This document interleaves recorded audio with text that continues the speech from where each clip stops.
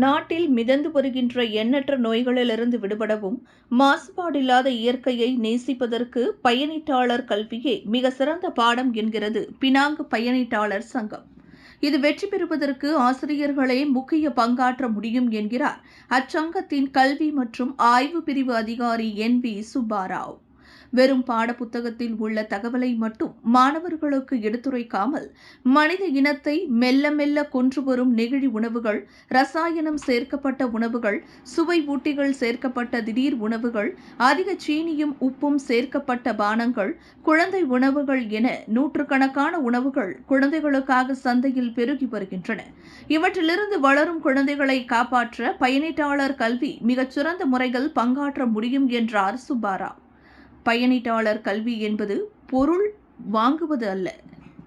ஆரோக்கியமான உணவை எவ்வாறு தேர்வு செய்வது, சத்தான உணவை தயார் செய்வது, உடலுக்கு தீமை தரும் ரசாயனங்களை கண்டுபிடித்து அவற்றிலிருந்து விடுபட எப்படிப்பட்ட நடவடிக்கைகளை எடுக்க முடியும் என்பதை சொல்லித் தருவதுதான் பயனீட்டாளர் கல்வி என்றார் சுப்பாராவ். இதற்கு மிகவும் பொருத்தமானவர்கள் ஆசிரியர்களே என்றும் அவர் சுட்டிக்காட்டினார்.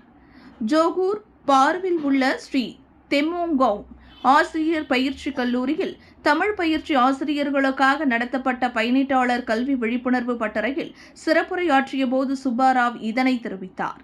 பாடப்புத்தகத்தில் உள்ள தகவலை மட்டும் ஒப்புவிக்காமல் கற்றல் கற்பித்தலில் நலம் தரும் தகவல்களை சேர்த்துக் கொள்ள வேண்டும். நல்ல ஆரோக்கியமான கருத்துக்களை இளங்குருத்துகளான ஆரம்ப மாணவர்களின் மனதில் பதிய வைத்து அந்த மாணவர்களின் ஒழுக்கத்திலும் உண்ணும் உணவிலும் அறிவிலும் ஆற்றலிலும் சிறந்து விளங்க வைத்து நோய் நொடியின்றி வாழ வைக்க ஆசிரியர்களால் மட்டுமே முடியும் என்றும் சுப்பாராவ் அறிவுறுத்தினார். பயனீட்டாளர் கல்வியை பிஞ்சு உள்ளங்களில் உரமிட்டு மெருகூட்டி பிரகாசிக்க செய்வது நல்லாசிரியர்கள் மட்டுமே முடியும் என அவர் நம்பிக்கை தெரிவித்தார்.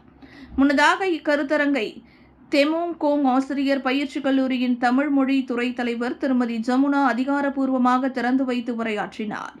அவரது முறையில் மாணவர்கள் இதுபோன்ற மிக பயனான பட்டறைகளில் பங்கு பெற்று இத்தகவல்களை மாணவர்களிடம் கொண்டு சேர்க்க வேண்டும் என வலியுறுத்தினார். மாணவர்களுக்கு ஆரோக்கியமான கல்வியை போதிக்க வேண்டும் என்றும் அதிலும் உணவு மிக முக்கியமான ஒன்று என்றும் குறிப்பிட்டார். விண்வெளியில் மேலும் செய்திகளை தெரிந்து கொள்ள கீழே இருக்கும் பெல் பட்டனை அழுத்துங்கள். உங்கள் ஆதரவை வெளிப்படுத்த லைக் மற்றும் ஷேர் செய்யுங்கள்.